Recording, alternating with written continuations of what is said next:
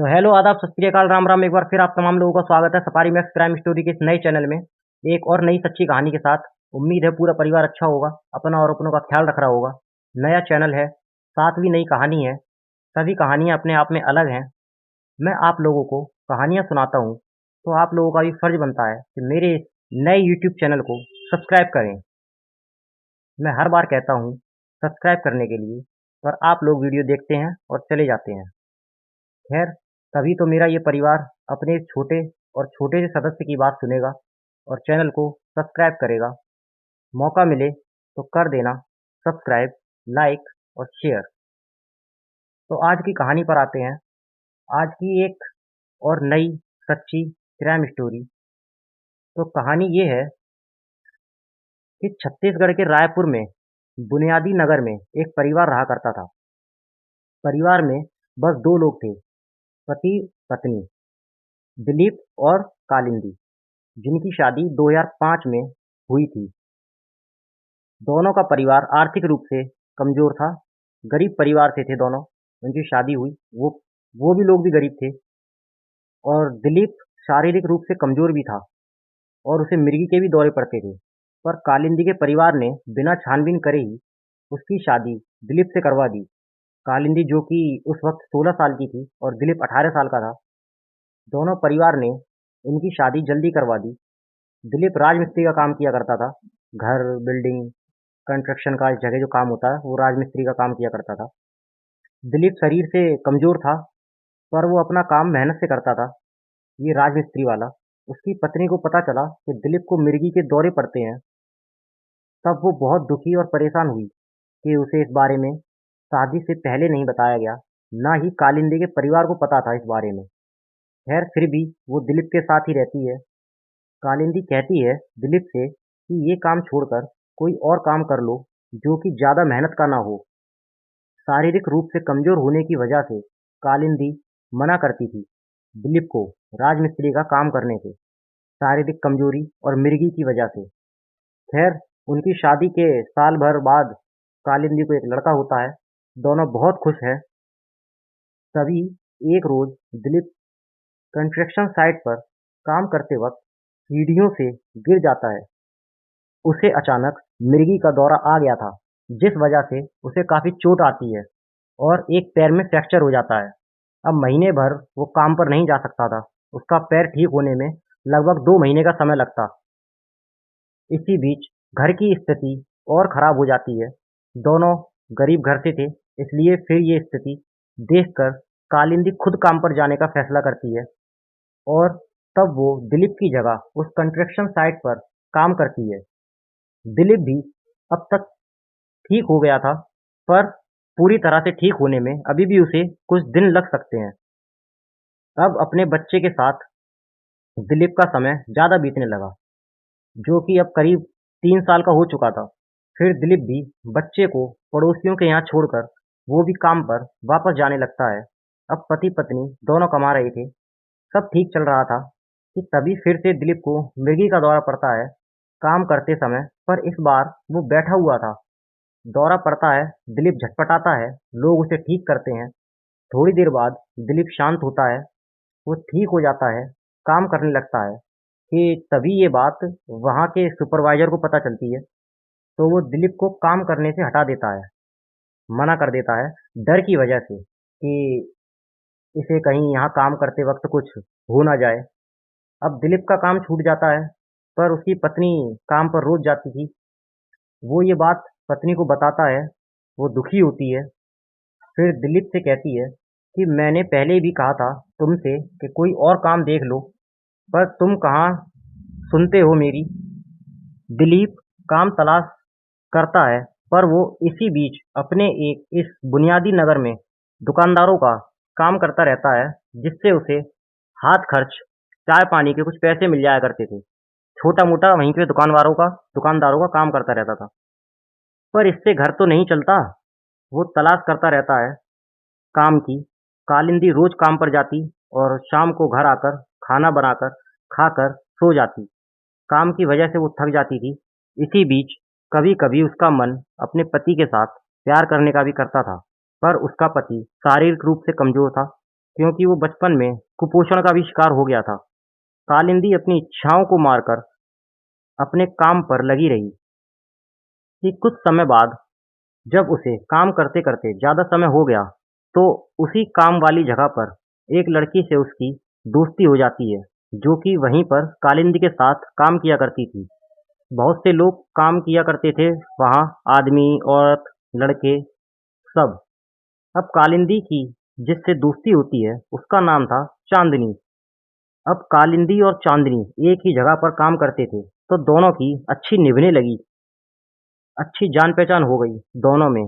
दोनों खूब बातें करतीं, अपने दुख-सुख की बातें एक-दूसरे से साझा करतीं। कालिंदी चाँदनी को अपने पति के कमज़ोर होने की भी बात बता देती है। चाँदनी भी एक गरीब घर की शादीशुदा महिला थी। उसका पति बाज़ार में किसी दुकान पर काम करता था। चाँदनी की आर्थिक स्थिति कालिंदी से अच्छी थी और वो बहुत तेज-तर्रार औरत थी। चाँदनी एक दिन दोपहर के वक़्त दोनों साथ में खाना खा रही थीं। लंच हुआ था, दोनों बातें करती हैं, खाना खाती हैं कि तभी चाँदनी कहती है कालिंदी से कि देख, अगर तेरा पति शारीरिक कमज़ोर है, तो इसमें तेरा कसूर नहीं है और हर औरत को शारीरिक सुख उतना ही ज़रूरी है, जितना ये हवा-पानी। तू किसी और मर्द के साथ देख, जो तुझे प्यार करे या पति के रहते हुए किसी के साथ रिश्ते में आ जा, क्योंकि ये चीज़ भी ज़रूरी है जीने के लिए। खैर कालिंदी ये सब बातें सुनकर भूल जाती है और मुस्कुरा देती है और चाँदनी से मना कर देती है कि ये सब ठीक नहीं है। इस बात को सुनकर इतनी गुस्सा होती है कि वो कालिंदी से कहती है कि तो ठीक है, आज के बाद मेरे सामने अपना दुखड़ा मत रोना। कालिंदी उसे शांत करती है, समझाती है, फिर तभी कालिंदी कहती है कि कौन होगा जो मुझसे प्यार करेगा।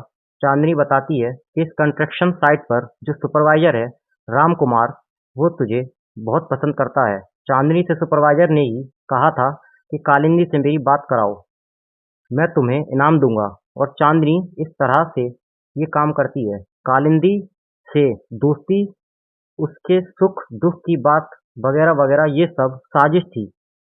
खैर कालिंदी धीरे-धीरे सुपरवाइज़र रामकुमार के करीब आ जाती है।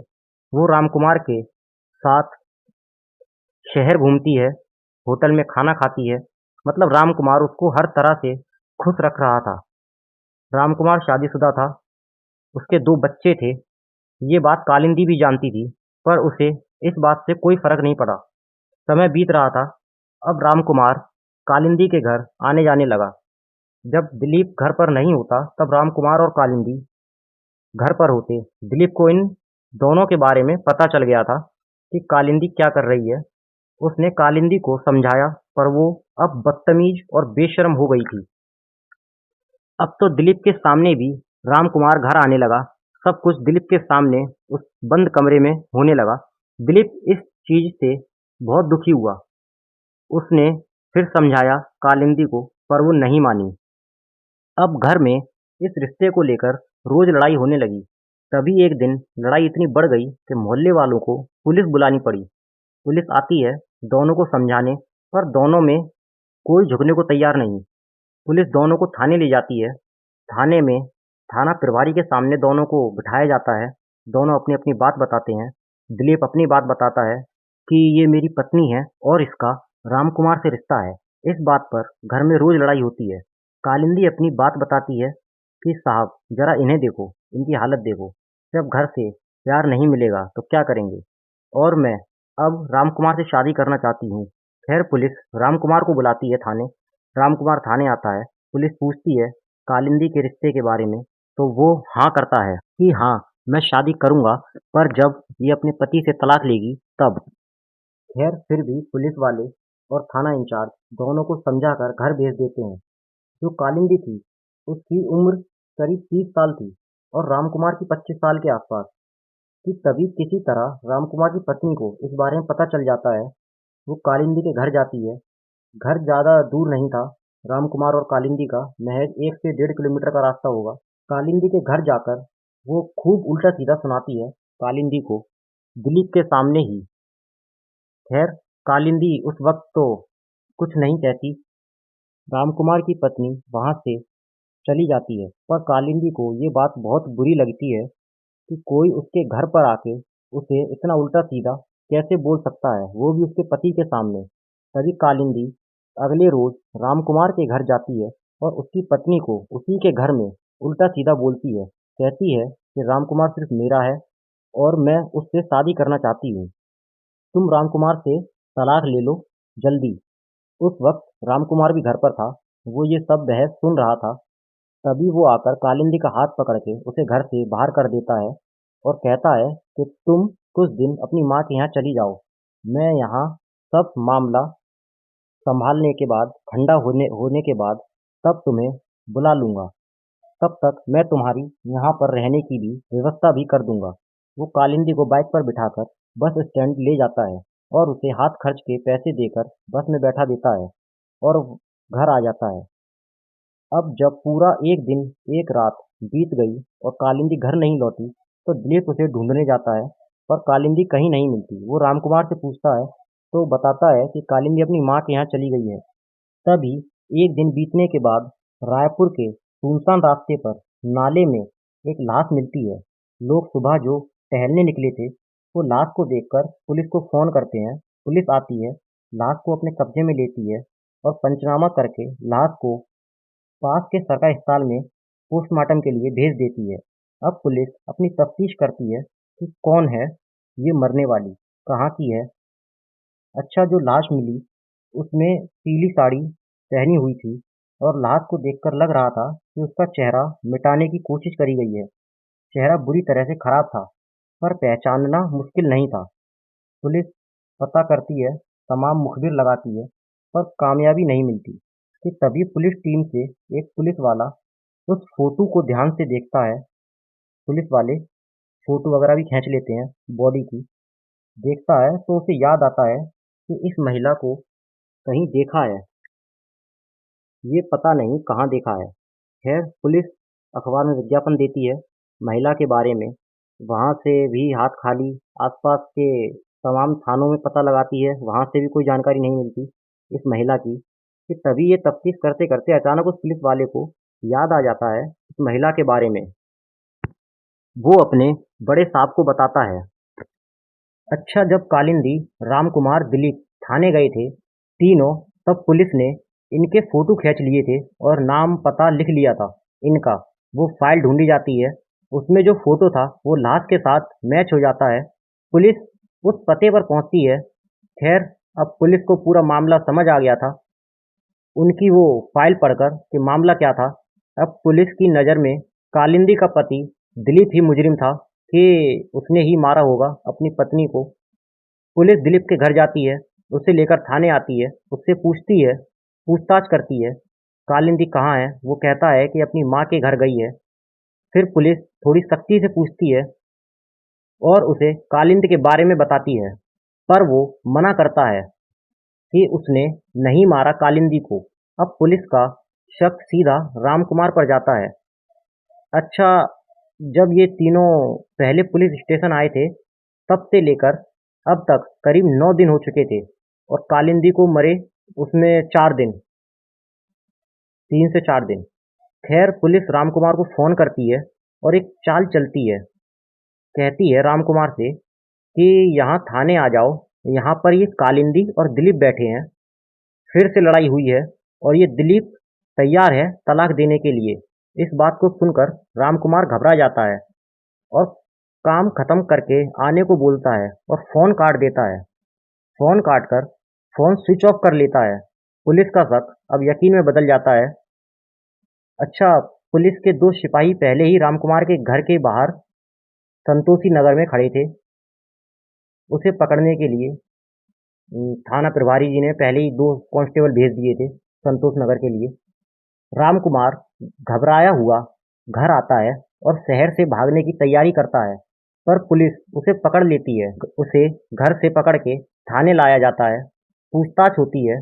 पहले तो वो इधर-उधर की बात करता है, पर जब पुलिस अपने पुलिसिया अंदाज में पूछताछ करती है, तो रामकुमार सब बकना शुरू कर देता है। अब वो एक कहानी सुनाता है और बेचैन करने वाली थी। कहानी थी कालिंदी की शादी दिलीप से हुई। उसके बाद रामकुमार के जीवन में कालिंदी आई, दोनों प्यार करने लगे। एक दूसरे से, शादी भी कर लेते अगर सब ठीक रहता तो। वैसे भी सब ठीक चल रहा था कि तभी कालिंदी राम कुमार के घर पहुंचती है, उसकी बीवी से लड़ाई करती है, पागलों की तरह चिल्ला चिल्ला कर लड़ती है। राम कुमार भी उस वक्त घर पे था। वो जब ये सब देखता है तो उसे बहुत गुस्सा आता है। वो गुस्से में कालिंदी का हाथ पकड़कर उसे घर से बाहर लेकर आता है और कुछ दिन तक उसे अपनी माँ के यहाँ जाने के लिए बोलता है। बाइक पर बिठा के उसे बस स्टैंड छोड़कर आता है और बोलता है कि तुम कुछ दिन अपनी माँ के यहाँ चली जाओ, जब यहाँ सब शांत हो जाएगा तब मैं तुम्हें बुला लूंगा।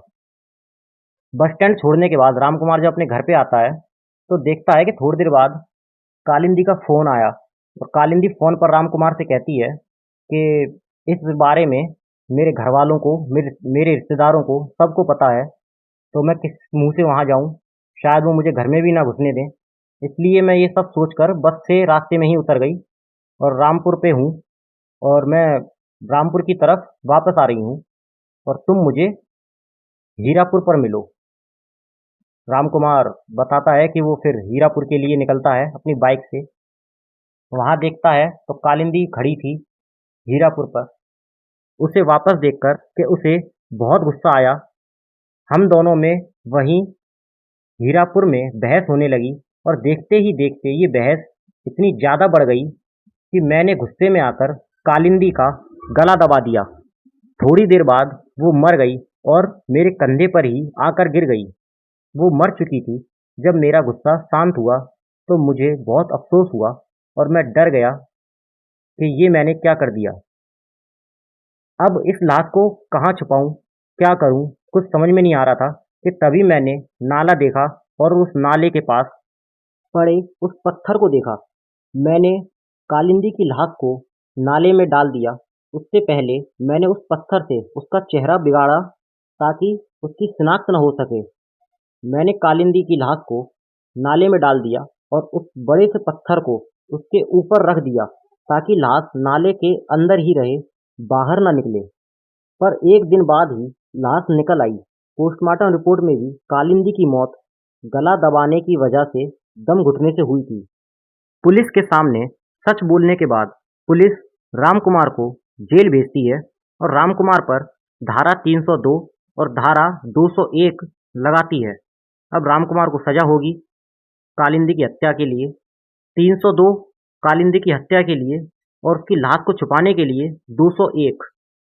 कैसे एक शादीशुदा औरत ने दूसरी शादीशुदा औरत का घर परिवार बिगाड़ दिया। मैं चांदनी की बात कर रहा हूँ। ना वो ये उल्टी सीधी राय कालिंदी को देती और ना ही ये सब कुछ होता। ना राम कुमार जेल जाता। चांदनी की एक गलत राय ने 3 जिंदगियां बर्बाद कर दी, दिलीप की, राम कुमार की और राम कुमार की बीवी और खुद कालिंदी की और इन दोनों के बच्चे। एक गलत कदम कालिंदी का सब कुछ बर्बाद कर गया।